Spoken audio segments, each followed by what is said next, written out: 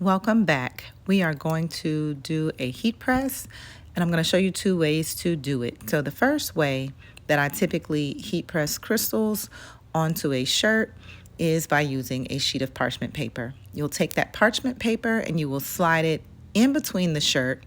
That gives a barrier between the glue on the back of the crystals and the back of the shirt, because you don't want the glue to show through to the back, because then it will not wash out. So here I'm just straightening out that parchment paper in between the shirt so that I can now take the shirt and lay it flat onto the heat press and press that way if I so choose. I typically only do this with small or medium-sized shirts. Okay, so now it's in there, it's flat, and I can lay that straight to the heat press. But because that's not my preferred way, here is the way that I would typically do it. I'm going to pull that out. And now I'm going to show you with my actual press how I like to press shirts. I'm going to move that press in. I have a 15 by 15 swing away. It is set to 325 degrees. I'm going to swing this out of the way, and then I'm going to take my shirt with the design on it and open it. I'm splitting it open because I'm going to slide the shirt onto the press so that the bottom part, the bottom platen of that press is in between the shirt. So once again, the glue from the back of the crystals is not transferring through to the back of the shirt. That would just be terrible. So now we're going to press. Are you ready?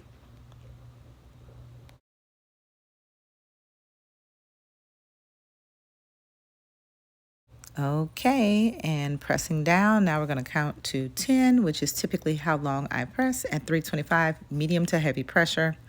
Pull that back up, and the design has now been affixed. We're going to get that transfer tape peeled off. Typically, I do a hot to warm peel because it's just easier to get that transfer tape off. Sometimes crystals stay on the tape, which is what happened here. I will show you.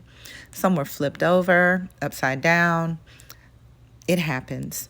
We also have some that are missing. I will get zoomed in for you in a moment so that you can see where I'm actually pointing to, how these crystals are missing in those spots, and we want to fill them in.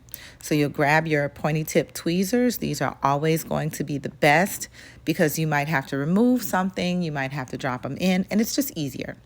So now that I'm zoomed in, you can see where those holes are.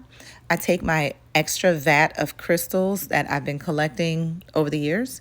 I will crack that open, pull out a handful, find what I need, and then drop that single crystal into that spot that is missing that I just pointed out to you a moment ago.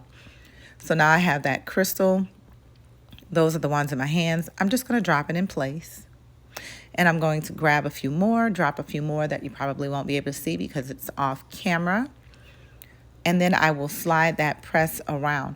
When I slide the press around this time, I'm not going to pull the press down in order to secure those crystals. I'm just going to drop it, spin it around, and let it sit onto the design without giving it the full pressure. So it's just going to lay there for a second.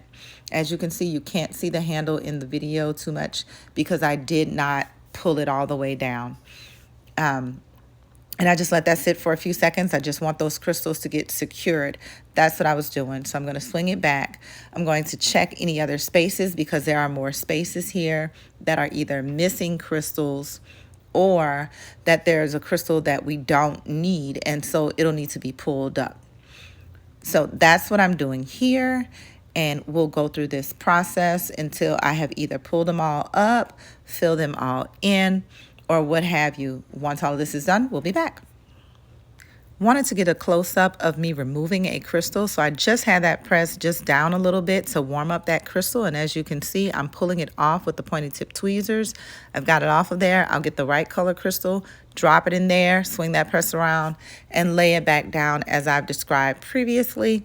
That way it'll secure that crystal. Then I will go over it one more time, make certain everything is there, give it a real press where I'll pull that handle down to make certain it's on there, count to 5, and the shirt is done. And so I'll show you the shirt. Here it comes in just a moment.